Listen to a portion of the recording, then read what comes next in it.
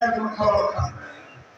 এই আবু তালেব আপনার জন্য জীবনে কি না করেছে ইয়া রাসূলুল্লাহ? আপনি কি আবু তালেবের জন্য আল্লাহর কাছে সুপারিশ করে কোন উপকার করতে পারবেন? আল্লাহ রাসূল সাল্লাল্লাহু আলাইহি ওয়াসাল্লাম যেটা বলেছেন বুখারী মুসলিম সহ সমস্ত সহিহ হাদিসের কিতাবগুলোর মধ্যে বর্ণিত হয়।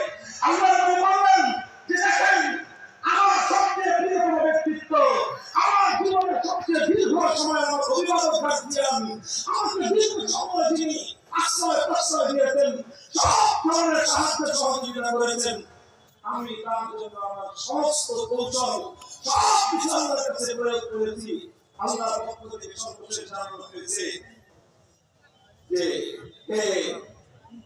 হে মুহাম্মদ সাল্লাল্লাহু আলাইহি ওয়াসাল্লাম, খবরদার আমি আপনাকে নিষেধ করে দিলাম, এরপর থেকে আর কোনদিন আপনি কোনো বেঈমানের মুক্তির জন্য নাজাতের জন্য আমার কাছে দোয়া করবেন।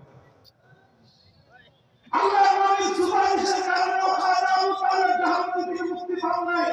শুধু এতটুকু হয়েছে, আল্লাহ নবীর সুপারিশের উসিলায় আল্লাহ আবু তালেবকে ফি জাহজাহিন মিনান নার জাহান্নামের এক প্রান্তে এনে উপস্থিত করেছেন। তাকে ওনার পায়ের টাকনু পর্যন্ত বড় বর্ণনা দ্বারা বোঝা যায়, পায়ের টাকনু পর্যন্ত তিনি জাহান্নামের আগুনের মধ্যে থাকবেন।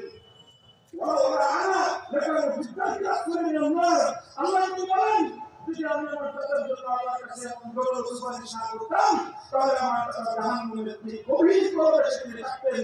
আমার কারণে আমার চাচাকে জাহান্নামের এক প্রান্তে দিয়েছেন, পায়ের তলা পর্যন্ত আগুনের মধ্যে আছে। কিন্তু পায়ের তলা পর্যন্ত আগুন থাকলে কি হবে? এটা দুনিয়ার কোনো আগুন নয় ভাই, এটা জাহান্নামের আগুন। জাহান্নামের আগুন ইন্নাহু আযাবুন ইন্নাহু